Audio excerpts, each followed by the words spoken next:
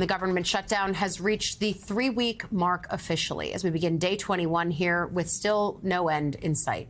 Yesterday, the Senate failed for the 11th time to advance a House-passed measure that would fund the government. House Speaker Mike Johnson once again blamed Democrats for prolonging the shutdown, even as he keeps his House lawmakers out of session. That's going on nearly a month now. Johnson also continued to defend his decision to not swear in Democratic Congresswoman-elect Adelita Grijalva of Arizona. He said Grijalva could be using this time wisely, helping her constituents navigate the shutdown, despite the fact that his refusal to swear her in means she doesn't have the power to formally aid her constituents. The chronology is important. Rep. Grijalva won her race in, I think it was the last week of September, after we had already gone out of session. So I will administer the oath to her, I hope on the first day we come back, legislative session. I'm willing and anxious to do that. In the meantime, instead of doing TikTok videos, she should be serving her constituents.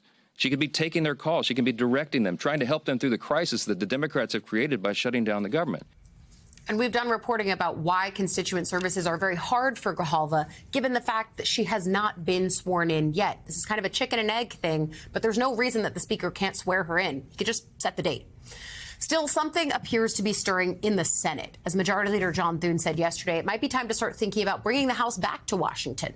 He acknowledged lawmakers may need to return soon to pass a new government funding stopgap since the November 21st end date of the pending continuing resolution is now just a month away. It doesn't buy them the time that it initially did. Meanwhile, President Trump is expected to host Senate Republicans for lunch in the Rose Garden today. It's meant as a thank you to lawmakers for sticking together during this shutdown.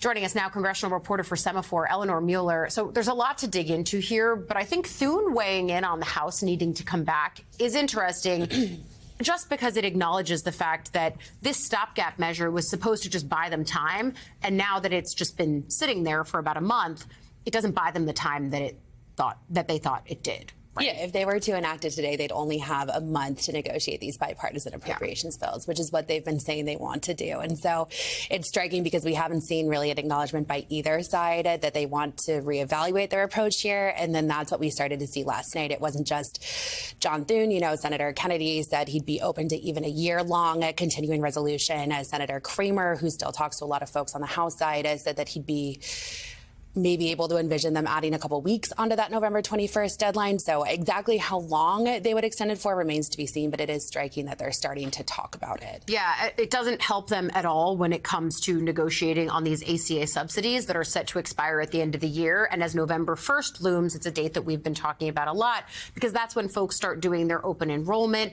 And that, of course, is a question that I and others have posed to the top Republican leaders in the House and Senate. Shouldn't folks have some certainty when they're about to jump into open enrollment period, and they might A, see their premiums be doubling in some cases because these subsidies could expire, but B, they don't really have certainty of what the landscape is going to look like. So it might solve the government funding problem if they kick the can further down the road, but it certainly doesn't help them with these equally thorny negotiations on subsidies.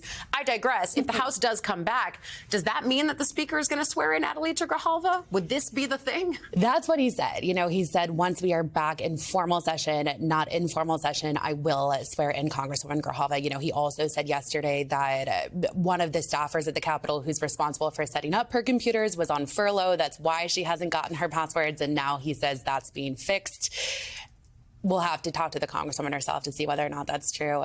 But yeah, if they were to come back to vote on this longer spending bill, then in theory, we would see her sworn in. At the same time, they could just stop nibbling around the edges and solving the sideline problems, if you will, a computer issue. Does she have a printer? All of that. They could just swear her in and all those problems would go away. But another moment where I digress.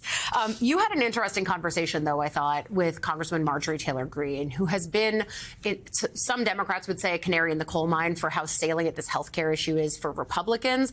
Others would say that she's just seeing her own political expediency. But what did you see in your conversation with her, and what warning is she giving to others in her party?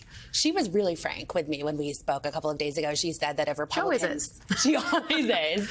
She said that if Republicans don't do more to address the cost of living overall, not just healthcare costs, that they will lose the House in the midterms. And for her, this is a continuation of the reason she ran for office. You know, she's saying that she saw Republicans governing differently than how they campaigned.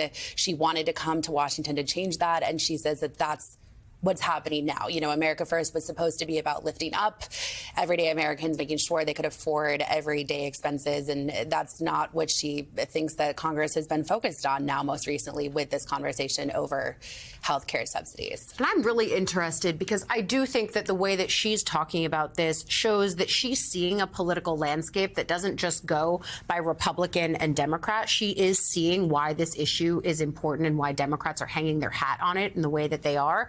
I'm wondering if the president during this lunch today at the Rose Garden says anything to that effect, because I think there is a private concern from Republicans that I've spoken to that they know that President Trump and his constant quest for a deal sometimes sees the political writing on the wall and just makes the deal that benefits him, even if they're not along for the ride yet. We'll see ultimately what ends up happening. But you mentioned the midterms in the context of your conversation with Marjorie Taylor Greene. There's an election even sooner than that. And Democrats are pouring money into advertising in the 3 most watched elections coming this November, just a few weeks from now. That's according to new reporting from NBC News, citing data from the ad tracking firm Ad Impact. In California, for example, Democratic-aligned groups have spent $66 million supporting a redistricting ballot measure that could give the party 5 new House seats. Remember, it's that tit for tat for what they did in Texas. The ads frame the measure as a fight against President Trump's redistricting push in GOP-led states. Meanwhile, opposition to the ballot measure, while well-funded, has spent much less at roughly $28 million so far. Then there's Virginia's governor's race. Democrat Abigail Spanberger has spent $40 million on ads, more than double the $18 million from her Republican opponent, Winsome Earle-Sears. And in New Jersey's governor's race, Democrats spent $41 million on ads after the primary, compared to $29 million from Republicans, with outside groups making up a large chunk of those numbers. At the candidate level, Republican nominee Jack Ciattarelli has the edge, spending $13 million, compared with Democratic nominee Mikey Sherrill's $10.5 million. That's the numbers game. It's the stuff that people are seeing on their screens. Always tough to be at the end of the cycle. You can't turn on your screen without seeing something. But layer this government shutdown on top of these races. The one that I think it's going to show up in the most is Virginia, in large part because of the percentage of federal workers that live there. But what are you hearing from your sources when they talk about the campaign politics of this? It's going to be tested in a matter of weeks. Absolutely. We did some reporting at the beginning of the shutdown where multiple members said they did not think the shutdown was going to be an issue. You know, we spoke with Congressman Bobby Scott. He's a Democrat from Virginia. He said, you know, I don't actually see this factored in the race in any big way at all.